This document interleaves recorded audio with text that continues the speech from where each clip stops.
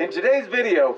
Oh, that is how you successfully remove the microchips from your eyes. Can't fool me, Uncle Sam. I once was blind, but now I smell the fluoride. Wow, what the fuck? Today, you're gonna flap those shitty wings of yours and fly. Wow, you look good. Please keep your distance. Go fuck yourself. My mother was right about you. Your mother's a bitch. No, she's not. Dude, I've been doing a deep dive on your boy Toby. The whole sky is chemtrails! Take charge with Toby. Some of his fans are saying he's gone missing. Wait, what? Yeah, I wouldn't give a damn if it weren't for quarantine. Let's solve this mystery. Why deal with your emotions when you can go on a manhunt? How the hell are we supposed to solve a missing persons case when we can't even leave our apartments? He's got 132,000 subscribers. So let's just divvy it up and start at the top, yeah? Sure, 132,000 insane people, no problem. Yeah. So, you think Toby was abducted? Look into Tom Hanks, Pat Sajak. They manipulate the moon to control our thoughts. Okay, bye. Do you have any urine filtration needs? Are you wearing a wire? Why would I be wearing a wire? Pull up your shirt or I'm not going to tell you where Toby is. The chemtrails, bro. Mind manipulation. Don't get vaccinated. Good, good. Now give me a little twirl. Yeah. Did you take a picture? Huh? What? No, that's my ringtone. You have to put the pieces together. What is that on the wall behind you? Oh, that's my board of investigation. To find me, you better start thinking like me. Think you're up for that? It hasn't been easy. I've been able to ascertain one William Henry Gates. Well, that's probably gonna be the last time I hire a detective off of Craigslist. You're so obsessed with Toby. You guys seem like the psycho stalkers, not me. Always assume everyone's out to get you. You got self-nerve accusing us of killing our own cousin. You should find him. Toby, we're coming for you, buddy. I promise.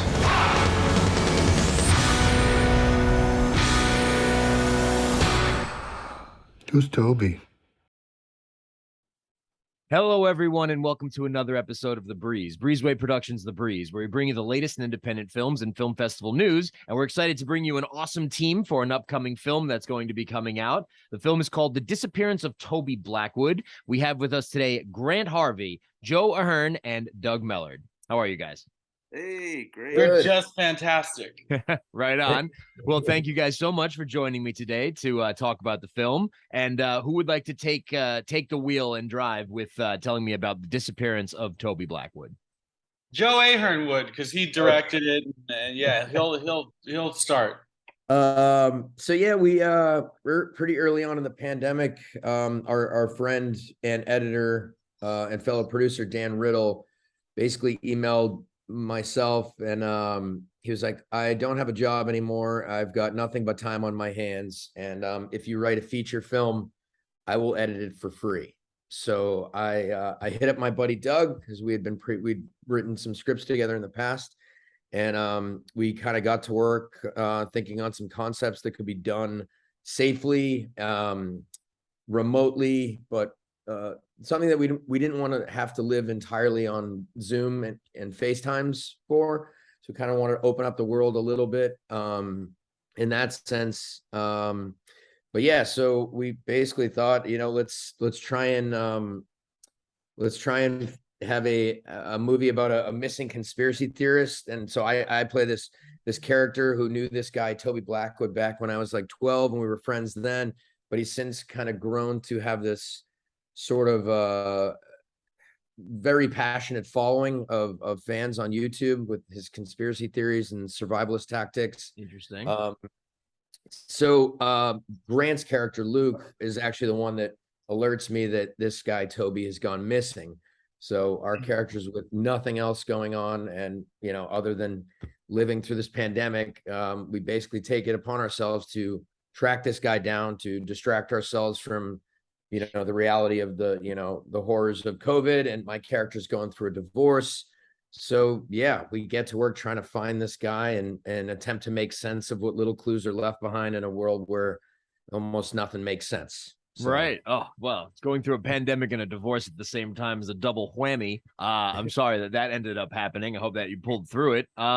So let's go over to Grant. We'll talk about your character. You're saying that your life was really shifting during this time before we started with the interview. Yeah, Tell so me this about- is this is the third take because I kept thinking that the show was started before it was, and now that we're actually started, I feel like my whole load is blown. But okay, so yeah, I was just sitting at home, and I just lost my TV job because everyone did, and all the studios closed, and I was basically just waking up at 3 p.m. every day and kind of just moping around in a robe, and then Joe calls me and he's like, "Hey, me and Doug wrote a movie and we're gonna make it, and do you want to do it?" And I was like, "Yeah, I'll do it. I'll do it." Because I was just Take the job, take it. yeah. And then it ended up being a very collaborative thing, and a lot more work than I initially anticipated, but I like to work hard, so it's fine. And so then he sent me the script and I read it and it was super funny.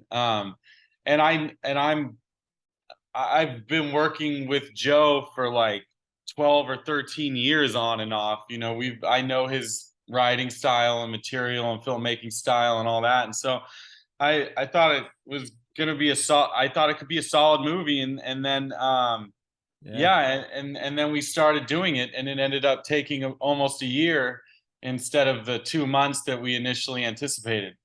Wow. Okay, so it's great. But it was a year that we were all unemployed, so it worked out really well. I totally get it. That year changed my life. Instead of doing events, you know, in person with people around you all the time, we didn't even know what Zoom was. Skype had a 10-year chance, and like it totally dropped the ball, and Zoom took over. And then before you know it, it was Zoom interviews, and we had to figure out how to use this thing. So people are used to seeing some Zoom coverage now because this is like another part of the office. It's like we live a hybrid life. The pandemic changed all of that. But I'll shift the conversation over to Doug. So Doug, we were talking earlier that Joe and you co-wrote this project. I wanted to see how you two worked together in order to make this script locked, because I know a lot of ideas were thrown around, but how do you two work to make sure that you have the final product ready to go to shoot? I mean, like Joe was saying, we kind of pitched several concepts over the course of maybe just 2 days. And what's really crazy is because everybody was their jobs were frozen and all that, and we had talents like Grant and our editor, Dan Riddle, who are amazing. Like, we thought, oh, we should write this pretty quickly because what if COVID goes away in the next few months? We need to have the whole project done in the next couple months so we got to get on this script now. So we kind of just went through the different concepts, talked out the pros and cons of each, settled on this one. Yeah. We're excited about this one. Leapt into the script, and then as soon as we were done with that, right into production. And there wasn't a lot of time to think. It was, we just got really excited about this one. It seemed like the most, like Joe was saying, we wanted it to not feel too claustrophobic as far as like a typical Zoom movie, and we feel like it does open up the world a little bit more with this concept. So yeah, we went to great lengths to not.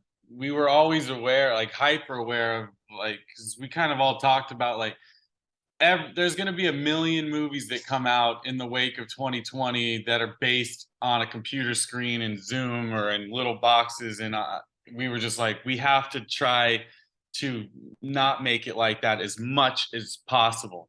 And with a crew of two.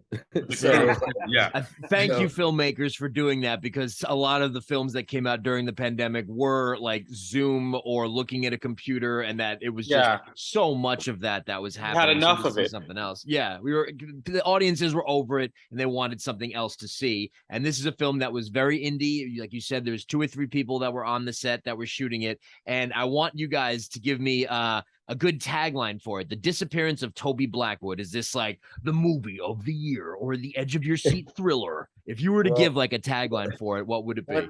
One comedian friend of Doug and mine, Ron Leckler, when he watched it, he's like, you know what a great tagline is the quote that Grant says somewhat early on in the film is, why deal with your emotions when you can go on a manhunt? So we thought that was Well, you wrote that line. Well, we wrote the line, but Ron, Joe's so closely tied to the movie that he says I and you and stuff like because he doesn't see the difference between the character and the real person, which is I totally get it because he was like so invested in this. But Joe wrote that great line. I just said it, but it's your line. Doug and I wrote the line, and our friend you and Doug wrote it. Yeah, Ron pointed out what a good tagline that would be for the movie. We're like, oh yeah, that works. Well, put it on the poster, and you heard it here first that you should definitely not walk, run to go see The Disappearance of Toby Blackwood, and it will be playing. Where can people go to find this film?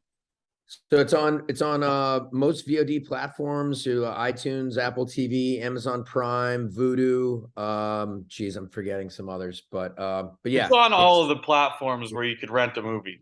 Yeah, available now. Be sure to find it right now.